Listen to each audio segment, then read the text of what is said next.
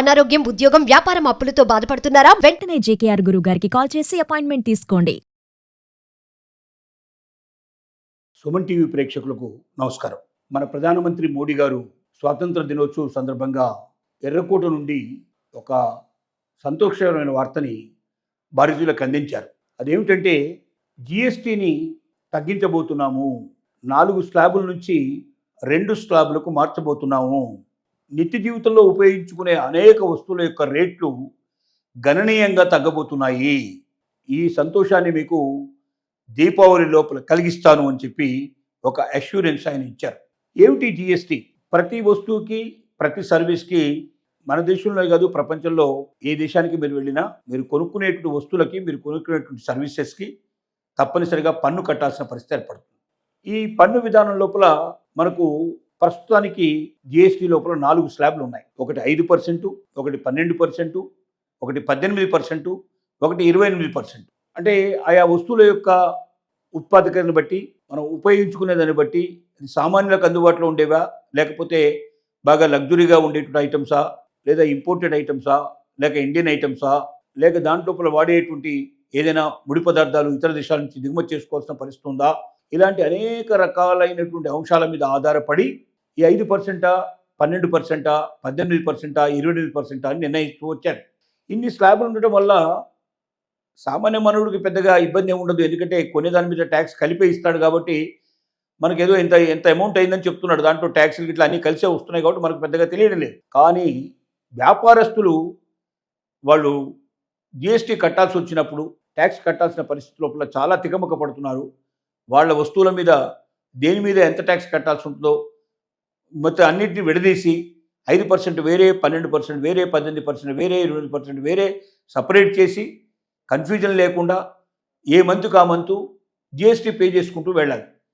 దీంట్లో కూడా కొన్ని కన్ఫ్యూజన్స్ జరుగుతున్నాయి, కొన్ని ఇబ్బందులు వస్తున్నాయి, కొన్నిసార్లు రాంగ్ అవుతున్నాయి, కొన్నిసార్లు పెనాల్టీలు పడుతున్నాయి, కొన్నిసార్లు వాళ్ళు కోర్టులకు వెళ్ళి కూడా వాళ్ళని సస్పెండ్ చేయాల్సిన పరిస్థితి ఏర్పడుతోంది.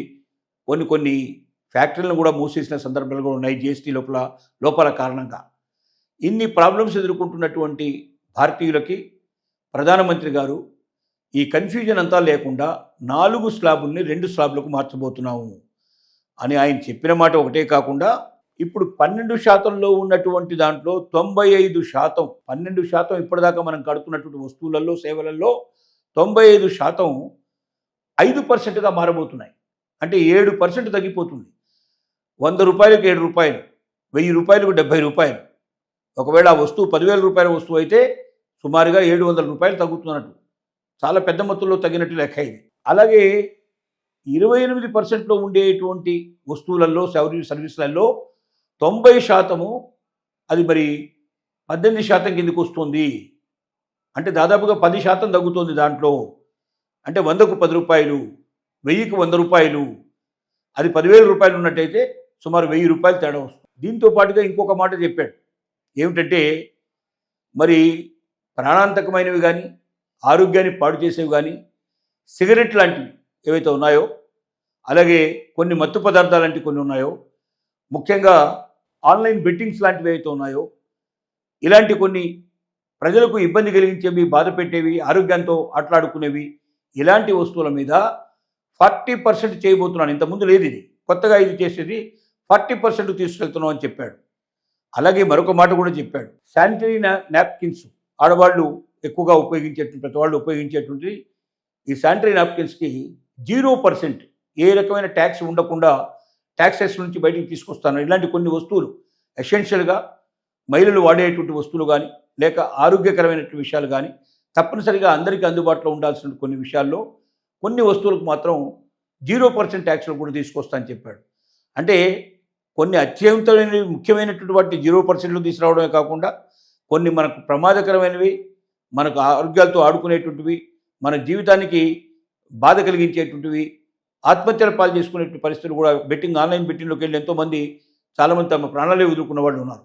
అలాంటి ప్రమాదకరమైనటువంటివి ఏవైతే ఉన్నాయో వాటి మీద ట్యాక్స్ 40%కి పెంచేశాడు. దీనివల్లనన్నా వాళ్ళు మానేస్తారు, అంత ఎక్కువ ట్యాక్స్ కట్టలేక ఇబ్బంది పడిపోయి అసలు అది మానేస్తారు, అలాంటి దానికి బోలికి వెళ్లకుండా ఉంటారు అనేటువంటి ఒక నమ్మకంతో వెళ్ళాడు. అంటే ఒకవైపున ప్రాణాన్ని నిలబెట్టేటువంటి వాటిని, మనకు తప్పనిసరిగా అవసరమైన వాటిని 0%కు తీసుకొస్తూ, ప్రాణాంతకమైనటువంటివి, ఆరోగ్యానికి హాని కలిగించేటువంటివి, మనకు ఇబ్బంది కలిగించేటువంటివి ఏవైతే ఉన్నాయో వాటికి 40%కు చేర్చడానికి కొన్ని మాత్రమే ఫ్యూ 3, 4, 5 ఐటమ్స్ ఉంటాయి. ఎక్కువ ఐటమ్స్ ఉండవు. 5, 10 ఐటమ్స్ కానీ ఎక్కువ ఉండవు. అందులో కానీ ఇందులో కానీ 0%లో జరిగి కూడా 5, 10 ఐటమ్స్ ఉంటాయి. అలాగే 40%లో జరిగి కూడా 5, 10% ఉంటాయి. అంటే ఒక సహేతుకమైన విధానం. జిఎస్టీని 4 రకాలుగా ఇంతకుముందు 4 స్లాబ్ల కింద చెల్లించి కన్ఫ్యూజ్ అవుతున్నటువంటి వ్యాపారస్తులకి ఇది మంచి శుభవార్త. 2 స్లాబ్లలోని చేర్చడం వల్ల కన్ఫ్యూజన్ చాలా తక్కువగా ఉంటుంది. చాలా సులభంగా లెక్కించడానికి వీలు పడుతుంది, సులభంగా డిస్ట్రిబ్యూట్ చేయడానికి వీలు పడుతుంది, సులభంగా ప్రజలకు చేర్చడానికి వీలు పడుతుంది. కాబట్టి ఇలాంటి అనేక రకాల ప్రయోజనాలు కూడినటువంటి జిఎస్టీని అమలు చేయడానికి భారత ప్రభుత్వం ముందుకు వస్తోంది. ఇది చాలామంది మేధావులు ఏమంటున్నారంటే, ఈ 2 స్లాబ్లు పోయి ఒకటే స్లాబ్ కిందకి రావాలి, అప్పుడు ఇంకా బాగా ఉంటుంది అంటున్నారు. కానీ అది చాలా కష్టంతో కూడుకున్న పని. ఎందుకంటే మరి 5%లోనే మొత్తం చేరిస్తేనేమో ప్రభుత్వానికి విపరీతమైన నష్టం వస్తుంది. ప్రభుత్వానికి పన్నులు రాకపోయినట్టయితే ప్రజలకు మేలు చేయడానికి అవకాశం ఉండదు. రోడ్లు వేయడానికి కానీ, డ్రైనేజీలు చూడడానికి కానీ, మనకు అలాగే రవాణా వస్తువులు ఏర్పాటు చేయడం కానీ, లేకపోతే మనకు కావాల్సినటువంటి అనేక సౌకర్యాలు, మనకు రోడ్లు, డ్రైనేజు, వాటర్ ఇట్లాంటివన్నీ కూడా ప్రొవైడ్ చేయడానికి కానీ, ఇంకా అనేక రకాల జీవితంలో మనం ఎదుర్కొంటున్నటువంటి సమస్యలన్నిటికీ పరిష్కారం చూపించడానికి కానీ ప్రభుత్వానికి అవకాశం ఉండదు.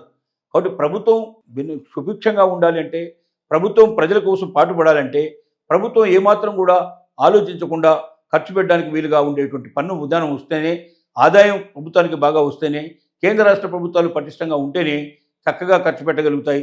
ప్రజల పురోగతి కోసం, ప్రజల అభివృద్ధి కోసం పాటుపడగలుగుతాయి. అదే ఆర్థికంగా చిక్కిపోయినటువంటి ఏ ప్రభుత్వం అయినా సరే ఎక్కువ రోజు మనదాలనే పరిస్థితి ఉంటుంది. అక్కడ ఉండే ప్రజలందరూ కూడా తిరుగుబాటు వచ్చే అవకాశాలు ఉంటాయి. కాబట్టి భారత ప్రభుత్వం తీసుకున్న నిర్ణయం చాలా గొప్ప నిర్ణయం. ఈ నిర్ణయం వల్ల ముందుగా 4 స్లాబ్లు 2 స్లాబ్లుగా చేస్తున్నారు. అలాగే ఏదైతే బాగా ప్రజలకు ఉపయోగపడేటువంటి అత్యంత ప్రీతిపత్రమైనటువంటి వస్తువుల్ని 0%కు తీసుకురావడం, కొన్ని మాత్రమే. అలాగే కొన్ని వస్తువుల్ని 40%కు తీసుకెళ్ళడం, ఆరోగ్యానికి హానికరమైనటువంటివి, మనకు జీవితాల్ని బాధ పెట్టేటువంటి, నాశనం చేసేటువంటివి, చెడు వైపు దారి తీసేటువంటి ఉండేటువంటి ఆలోచన ఉండేటువంటి వాటిని 40% తీసుకెళ్ళడం అనేది అది ఫ్యూ ఐటమ్స్. ఓన్లీ 5 నుంచి 10 ఐటమ్స్ ఉంటాయి. అలాంటి ఐటమ్స్ తీసుకెళ్లాలనే ఆలోచన చాలా గొప్ప ఆలోచన, మంచి ఆలోచన. మేధావులందరూ కూడా దీన్ని మెచ్చుకుంటున్నారు. తొందరలోనే ఇది దీపావళికి మనందరం కూడా ఈ ఆనందకరమైన విధానాన్ని మనం జిఎస్టీలో కనుక్కుంటామని ఆశిద్దాం.